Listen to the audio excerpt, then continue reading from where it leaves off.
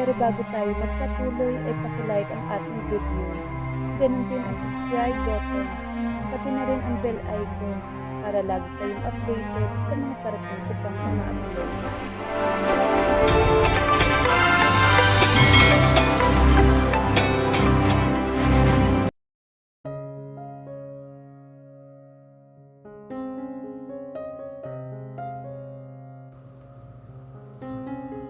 Naramdaman ko ang presensya ni Victor sa tabi ko.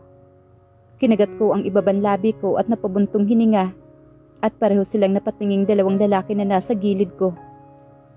Lucia? Humakbang ako papalapit sa kwarto niya. Ngunit hindi pa man ako nakakaabot sa pintuan, ay lumabas na ito at mapanuring tinitigan nito si Victor. Na tila ba ito lang ang taong nakikita niya sa ngayon.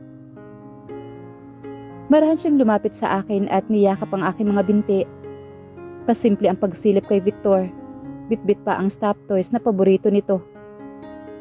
Nakita ko kung paano lihim na umiling si Lucia kay Victor, na parang sinusubukang ipaalam sa kanya ang isang lihim.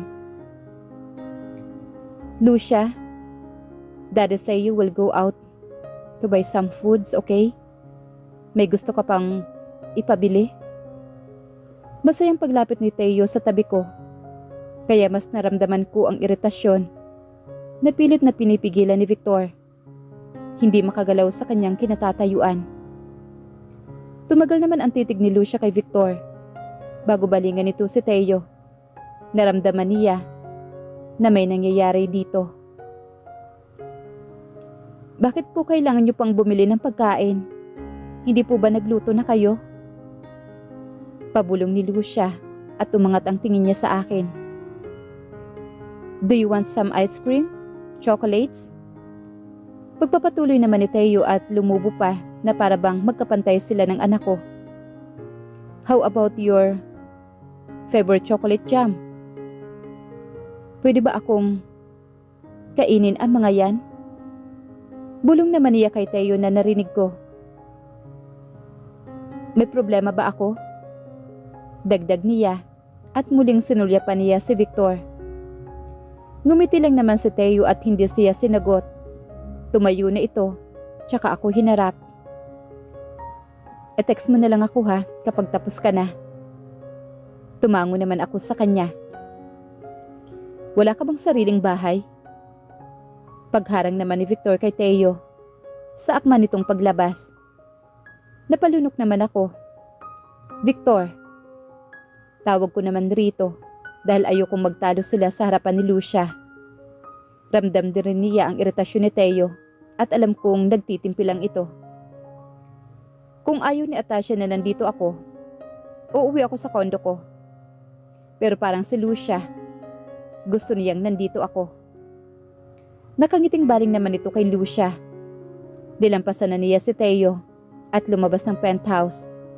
Naiwan kaming tatlo sa dining area. Hinawakan ko naman ang kamay ni Lucia at dinala sa couch. Pinaupo ko siya roon at tumabi sa kanya. Tila naguguluhan naman si Lucia. Nakita ko kung paano natigilan si Lucia at napatitig doon ang mas matagal kahit na nawala na ito yun. Sana hindi pa huli no, na maipakilala ko siya sa'yo. Banayad kong sambit at hinaplos ang pisngi nito. Lumuhod si Victor sa harapan at hinawakan ang dalawang palad naman ni Lucia. I'm sorry kung pinaghintay kita. I'm so sorry kung kailangan mong pagdaanan ng ganitong sitwasyon. Ayoko man siyang masaktan, ngunit alam ko na itong mararamdaman niyang sakit ngayon ay sakit mula sa tuwa. I'm sorry kung naging unfair ako sa'yo. Bulong ko at hinalikan siya sa noo. Hindi siya sumagot, puro titig lang ang natanggap naming mula sa kanya. Alam kong hindi mahihirapan si Victor na makuha ang loob ng anak namin dahil alam kong mahal na mahal niya ang ama nito. Miski na hindi pa sila nagkikita. Umangat ang palad ni Lucia para abutin ang pisngi ni Victor. Nakita ko naman ang paggalaw ng Adam apple nito at pag-igting ng mga panga hanggang sa nangilid na ng konti ang luha sa mga mata nito at napayuko ito. My name is Lucia Alexandra Florendo. Na sa wakas ay napansin siya. I am Victor Del Mundo, ang daddy mo. Tugon nito at nanginginig ang labi na sinusubukang ngumiti nito. Ako ang daddy mo, Lucia. Talaga? May tuwa sa boses naman ni Lucia at bumaling siya sa akin.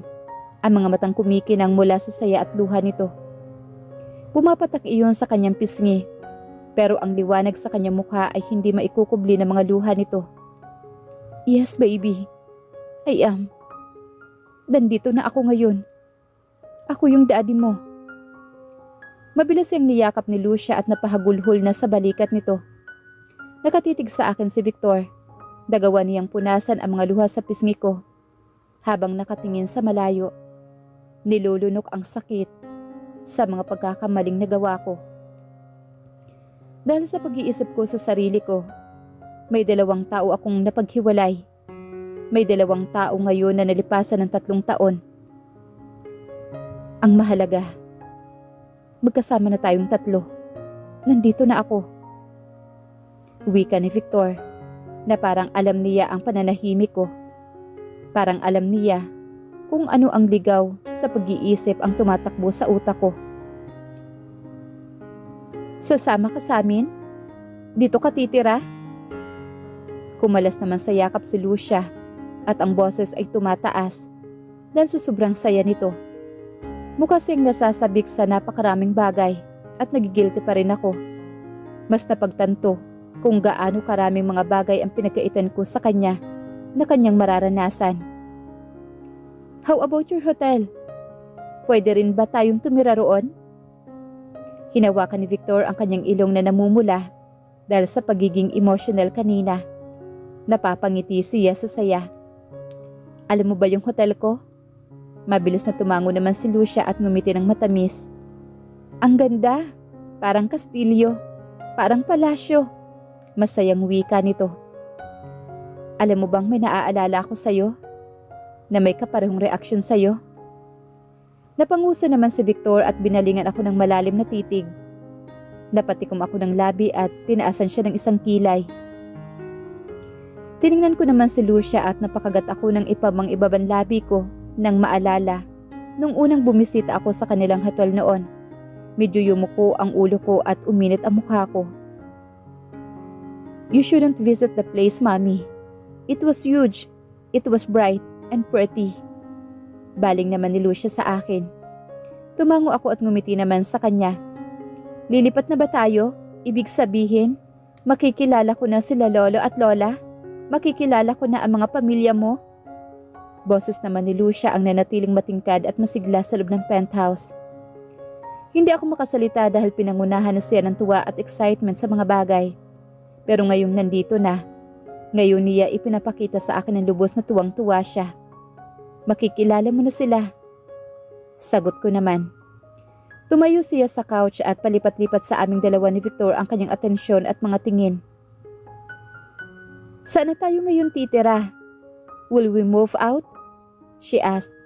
Tila marami nang gustong gawin sa mga tanong. Should I get my toys? We're moving out again? She asked herself. Problemadong ngunit bahid ay tuwang-tuwa ito. Lalo na nung ngumiti siya ng matamis. Hindi ako makasagot at tiningnan si Victor.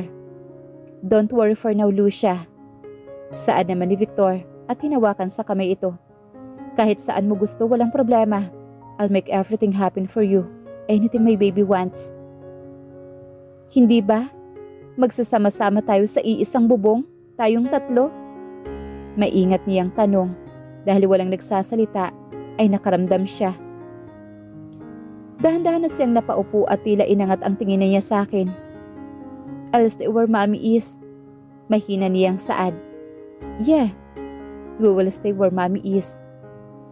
Bulong naman ni Victor at tiningnan niya ako. I'll stay where Lucia and Mommy are. Umangat ng kaunti ang gilid ng mga labi nito. Talaga? Pinigilan niya ang tamis ng ngiti sa mga labi at pilit na kinakalma ang sarili. Is it okay? Kasama mo si Mommy? Na mananatili siya dito? Turo naman ni Lucia kay Victor. Nakita ko naman ang pagtaas ng isang kilay ni Victor. You should call him Daddy, Lucia. Wika ko naman dito, mukhang nawala na rin naman siya sa tanong niya. Nahihiya atong tumango. Kapag naman komportable ka na, tawagin mo na siya sa paraan na gusto mo. Siya ang daddy mo. Meron akong 2 daddy ngayon. Inosenteng sabi niya. Pero mukhang hindi iyon ang nagustuhan ni Victor. Napahilot na lamang ako sa sentido ko. Nang tingnan ko si Lucia at Victor sa loob ng kwarto, naabutan ko ang anak namin na nakatulog sa dibdib ni Victor. Nakatulog ito sa mahabang pagkukwento ng bata habang mataman na nakikinig si Victor sa kanya. Sumandal ako sa pintuan at pinagmasdan si Victor na nakatingin kay Lucia. Ang pag-memorize sa mukha niya ng mga pagmamahal ay nagpaikot-ikot sa puso ko sa sakit. Ang kanyang pag-ibig ay wagas at tunay. Napaangat ang tingin niya sa akin at mas lumambot ang mukha nito. Ang alam ko ay kasya kami ni Lucia sa kama niya. Pero ngayon ay tila ba mas naging maliit iyon dahil kay Victor. Baka mangalay ka. Sambit ko naman. It's all right. I am working out. Wika naman ito para hindi maistorbo nito si Lucia na mahimbing nang natutulog. So naghahanda na ako matulog. Aren't you? Tiningnan ko naman ang suot nito. Nakapagpalit na siya bago pumunta kami rito. Are you staying for the night? Napalunok naman siya ng mariin. I don't think I can sleep here. Paus niyang saad. Napanguso ako at tumango naman. Inakalang uuwi na siya, which is okay for me. Pero muli siyang dumagdag. Maybe your room is spacious for me? Hindi nakatakas sa akin ang multong ngisi nito. Silid ni Lucia ang tinutukoy niya. May guest room. Matamis ko siyang nginitian at agad ring nawala ito. Dahan-dahan niyang inayos ang pagkakahiga ni Lucia sa kama. Kinumutan at hinalikan sa noo. Saglit kaming nagkatitigan bago siya humakbang papalapit sa akin. Sobrang tahimik ng penthouse at halos ang narinig ko na lang ay ang pagpahinga ko ng malalim. Can I sleep her tonight? Bulong niya sa akin. Gusto kong magising ang anak natin na makikita ako rito. Nangako ako sa kanya na hindi ko kayo iiwan ng dalawa. Nangako ka sa kanya? Ayos na ako roon. Pagtatama ko sa kanya at banayad siyang nginitian. Ayos lang naman ako na nandito para kay Lucia. Alam mo yan. Medyo gumalaw ang labi ko pero hindi sapat ang sagot ko. Pwede mo bang ipakita sa akin yung kwarto kung saan ako pwedeng matulog? Tumikim siya at umayos ng tayo. Dinala ko siya sa guest room. Maayos naman ang kama. Ngunit hindi ko inaasahan na bubuksan niya ang cabinet at makikialam sa iilang gamit doon. Mariin na paungol naman ito at sumandal ang ulo niya sa akin. Don't tell me that bastard is living here.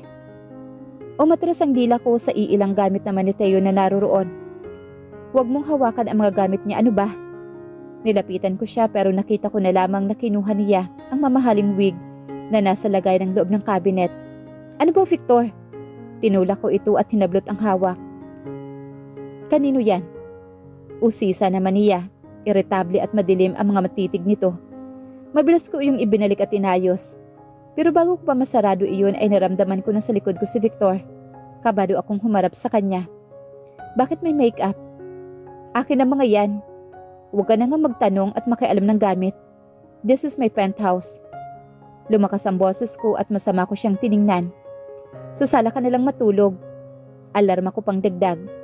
Kunot noo at kalmado niya akong tinitigan. Do you share your things with him? Takang-taka naman niyang tanong at mabigat na mga humakbang. This is my penthouse, of course. Some of my things here are mine. Ilan lang ang mga gamit dito ni Teo. Napaiwas naman ako ng tingin sa kanya. Excuse me. Walang galaw at tila walang narinig. I don't want to sleep here. I can't sleep in the room where that man is sleeping. Galit niyang saad. Umiwas siya ng tingin at galit na galit. Hindi ko na napigilang matawa. Ano nakakatawa, Tasha? Yumuko siya at sinubukang hagipin ang aking mga mata. Sa sala ka nalang matulog. Hindi ko napigilang mapangiti sa kanya. Pinipilit pa rin na huwag magpakawala ng tawa. Hindi ako magkakasya sa couch. Tinaasan niya ako ng isang kilay. Tinagilid ko naman ang ulo ko at nag-cross arms. E di umuwi ka. Bumalik ka na rito ng maaga bago magising si Lucia. I think I will be comfortable if I sleep in your room. Pabulong niyang sambit at napalunok. Nagbabanta at tuso ang kanyang mga ngiti. Huwag mo akong pagtawanin. Umuwi ka na lang. Tinulak ko siya sa dibdib, ngunit dumapo ang isang palad niya sa baywang ko. Okay, fine. Pagtitiyagaan ko ng matulog sa sala.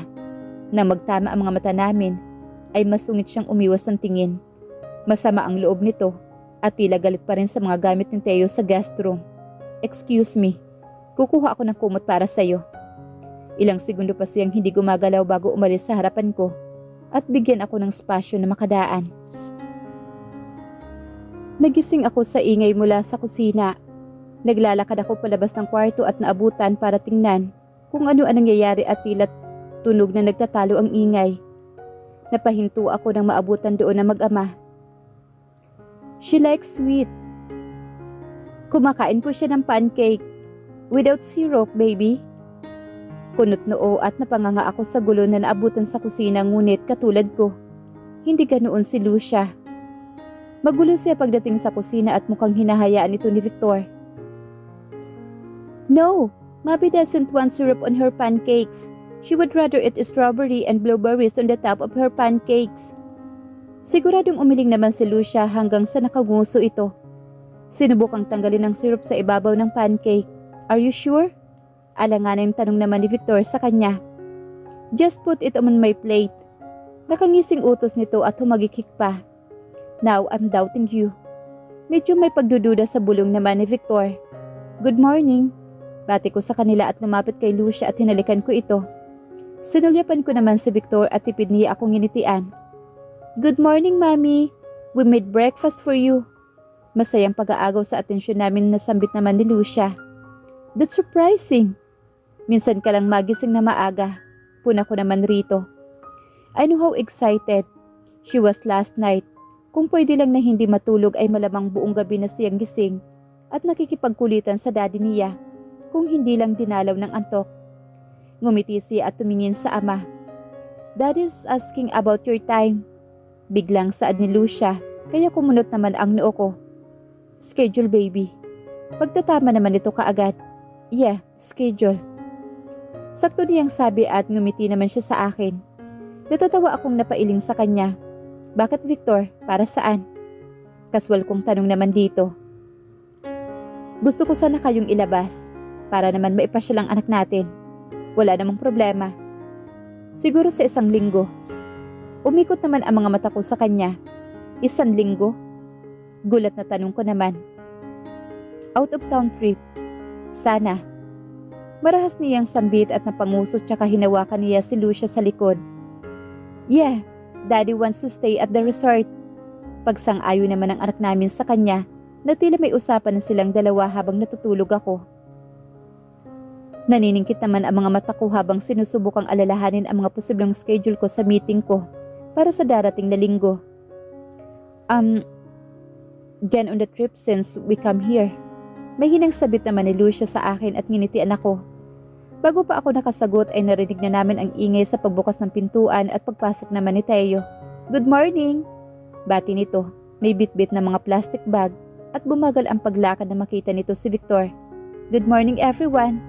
Dagdag niya at nilagay sa countertop ang binili niya. We made a pancake for Mommy. Agad na presenta naman ni Lucia at pinakita ang isang plato ng roon. Faye was staring at Victor at sa pancake na pangiwid ito at ngumisi. Atasha doesn't take the syrup. She's strict on her diet. Ngisi naman ito. Ang dala ko ang magugustuhan niya. I bought yogurt and some fruits. Nakita ko kasing paubos na ang prutas sa fridge, kaya dumaan ako at bumili bago pumunta rito. I crossed my arms and glanced to Victor. Awang ang labi at umigting ang pangahabang mariin na tiningnan nito si Teo na walang kamalay-malay sa galit nito sa kanya. Strawberry for Mommy? Masiglang iniharap naman ni Teo ang mga prutas kay Lucia na nakangiti habang pinagmamasdan siya. Narinig ko kung paano sumimangot naman si Victor malapit sa akin. Nakita ko ang iritableng pagtanggal naman ni Victor ng apron niya at inayos ang pagkakatupi ng long sleeve niya hanggang sa siko. Tahimik niyang inayos ang mga kalat sa countertop at tinabi ang ginawa niya para sa akin. Tila wala namang pakialam si Teo. Hindi ko alam kung matatawa ako o maiinis na lang sa kanya. Wow! Can I have that, Daddy Teo? Pagturo naman ni Lucia sa iilang pagkaing dala nito. Nilapitan ko naman si Victor at kinuha ang ginawa nitong pancake. Inangat ko ang tingin sa kanya at mabagal na ngumuya. Masarap itong kape, natutuwang sabi ko. Pinigilan naman niya ang ngisi sa mga labi nito. Bitter and sweet? Natatawang wika nito. Si Lucia ay nasa tabi lang ni Theo at abala sa mga dala nito. Balance lang. Kinagat niya ang labi at tinango ang ulo nito. Gusto ko yan. Ngumisi naman siya. Gusto mo ipagtimpla kita ng kape? Coffee? Tanong naman Theo nang marinig iyon. Brewed coffee ang iniinom ni Atasha. Gusto mo ba ng kape, Atasha? Napataas naman ang 2 kilay ni Victor at yumuko ng kaunti ito. Patahimikin mo siya or I make him shut up. Sabi niya sa mahinang boses. Tinawanan ko lang ito at nilampasan para tulungan na siya sa pag-ayos ng kusina. Hindi ko alam kung paano kami kaing apat na walang namamagitang away o pagtatalo sa pagitan ni Theo at Victor. Hindi nagtagal ay umalis na rin si Theo at ako ay abala na sa opisina ko sa trabaho. Si Victor naman ay tila napakalinis ng kanyang schedule hanggang sa mga susunod na linggo. May iilang meetings ho kayo sa client ninyo, attorney, so far. Wala pa naman kayong hearing sa susunod na linggo. Gusto mo bang tingnan ko rin yung mga schedule mo para sa mga susunod na linggo? Napahilot naman ang sentido ko. Gusto kong bumawi kay Lucia. Hindi ibig sabihin na nandito na si Victor ay makakampante na akong ilaan siya rito. I-clear na ang aking schedule para sa linggong ito. Tumango ito bago nagtungo sa palabas ng opisina ko. Malalim ako na pabuntong hininga at tumilig sa swivel chair. Ginawa ang lahat ng aking bigat na lumipat sa aking upuan. Ayokong magmadali.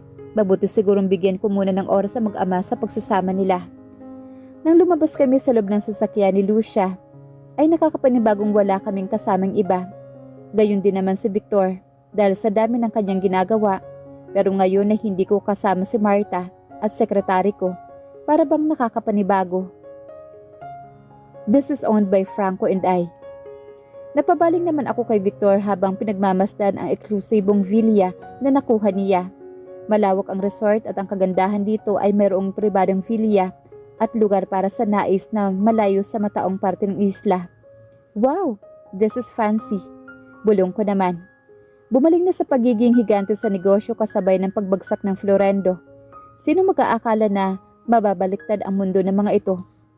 Hindi naman ganun kainit dahil hapon na, kung kaya ay hinayaan na namin si Lucia na maglaro malapit sa dagat. Habang nagbabantay kami sa kanya. Kanina lang, very active naman ito si Victor sa paglalaro sa buhangin kasama si Lucia. Mga bagay na hindi ko akalain na kaya niya. Alam kong mapagmahal siya. Kahit noon pa man ay ang pag-aalaga niya sa akin ay kakaiba. Nagbibigay ito ng tahanan, kaginhawaan at katahimikan. Tulad ng hindi ko kailangang isipin na sa tuwing kasama ko siya, maaari kong isara ang aking isip at hayaan siyang manguna ng walang gulo. Napakaganda niya. Napangiti ako at hindi napigilang sumang-ayon sa kanya. She has your naughtiness and cunning attitude. Kung gaano kadali niyang napansin ang mga bagay-bagay pagdating sa akin. Napalunok ako at pilit na ngumiti sa kanya. Binalingan ko naman si Lucia at hindi ko mapigilang maging emosyonal. Hindi magiging madali ang mga bagay kung siya ay lumalaban. Napangiti ako na parang ako lang ang inaasahan at mapagkatitiwalaan niya. I'm so proud of you. Paus na wika naman ni Victor. Sa kabila ng talin niya, pinili pa rin niyang makinig at umintindi ng mga bagay mula sa iyo. Parang kahit alam na niya. Ang puso ko ay lumubog na dahil kung paano niya itinayo ang kanyang pangungusap nang mahusay ito at totoo at ako ay pinahahalagahan niya. Mommy, Daddy, it's time to swim. Pagtakbong namang wika ni Lucia patungo sa gawin naming dalawa. Natatawang tumayo naman si Victor at kinuha sa kabilang banda ang swimming boat para kay Lucia. Lumapit siya sa anak namin at lumuhod para ipasuot na rito ang salbabida. Pinagmamasdan ko ang paggalaw ng mga braso at balikat ni Victor. Natural na nakabaluktot at kung saan sila kabilog ang mga dibdib nito pababa sa puso nito. Mag-swimming ka ba, Mami? Tanong naman ni Lucia sa akin na naabutan ko sa pagkatulala saglit. Mommy's going to swim with us. Nakangising bumaling naman si Victor sa akin. Tanging suot ang swimming trunks. Oo naman. Mabilis akong tumayo at inayos ang iilang gamit namin na nasa deck. Natira na suot ko ay bikini. Bago pa ako humarap sa kanila ay naramdaman ko na ang palad ni Victor na dumapo sa baywang ko. at nagtungo papunta sa aking tiyan. Yumuko siya para ilagay niya sa upuan namin ang kanyang kwintas na suot matapos tanggalin dahil maliligo sa dagat. Nang umayos siya sa pagtayo ay bumagsak ang tingin niya sa katawan ko. Wala ng araw pero pinapainit mo ako. Panunuksan niyang bulong. Namula ako at itinulak siya papalayo. Baliw ka talaga. Nagpakawala naman siya ng tawa at lumipat ang mga palad niya para hawakan ako sa kamay. Tara sa dagat para malamigan naman ako ng kaunti. Do you know how to swim? Tanong niya sa anak namin. Hindi. Kaya pala may float ako. Bumaling naman si Victor sa akin. May ngisi pa rin sa mga labi niya at makahulugang tingin. Akala ko bastos na naman ang susunod na sasabihin nito. Namumula ka. Hindi naman mainit. Wika naman ito. Pero makikita mo yung laro sa mga mata niya. Hanggang sa maramdaman ko na ang tubig hanggang sa baywang ko. Lumapit ako kay Lucia para hawakan ang float niya. Tinulak ko iyon sa kailalimang parte ng dagat hanggang sa umabot iyon sa kanyang dibdib. Si Victor ay umaayos na lumalangoy sa tabi ko. Pumwesto siya mula sa likuran ko at tinawakan din ang float. Tinulungan akong hawakan ito. Naramdaman ko ang kanyang panga sa aking balikat. Ang malalim na paghinga sa aking leeg.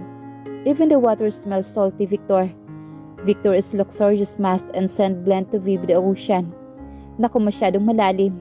Sumirit naman si Lucia, tumaas ang takong nito at gilig at pananabik sa kanyang boses. Tumawa naman si Victor sa aking tainga dahil doon ay napakagat ako ng labis sa kiliti na nararamdaman hanggang sa naramdaman ko ang mababaw na isang halik niya roon sa leeg ko. Anong ginagawa mo? Sita ko naman rito. I'm sorry. 3 years kang nawala eh. Gumisis siya at may idinikit sa katawan niya sa likod ko dahil sa marahan na pagtulak niya sa float ni Lucia. Umayos ka nga. Siniko ko naman siya para lumayo ng kaunti ito. Are you having fun, baby? Tanong nito sa anak namin matapos baliwalain ang sinabi ko. Yeah, let's swim again tomorrow. Saglit siyang bumaling sa amin bago binalik ang tingin sa kabilang banda ng dagat. I wonder if I can see SpongeBob and Patrick under the water. Who are they? Tanong naman na wika ni Victor. Mga cartoons. Hindi sila totoo, Daddy. Medyo natawa ako. So bakit mo sila gustong makita sa ilalim ng tubig kung hindi naman sila totoo? Takang tanong naman ni Victor. Curious lang ako kung ano ang nakikita ko sa ilalim ng tubig. Walang isda rito. Buhangin lang ang makikita mo. If you want, pwede mag-islands hopping tayo bukas. Gusto mo bang makakita ng isda at corals? Namilog naman ang mga mata ni Lucia at sunod-sunod ang pagtango nito. Nagpatuloy sila sa pag-uusap habang nanatili kami sa ganong posisyon ng ilang minuto. Habang ang isang kamay naman ni Victor ay lumubog sa tubig at tumapo sa tiyan ko. Dahil doon ay wala nang natira pang espasyo sa pagitan naming dalawa. Anong mayroon sa kabila? May mga tao doon? Turo naman ni Lucia. I think guests sila ng resort. Saad ko naman. Naramdaman ko naman ang pag-angat ng pala ni Victor sa ilalim ng aking dibdib. Hinayaan ko na lamang siya sa ganoon.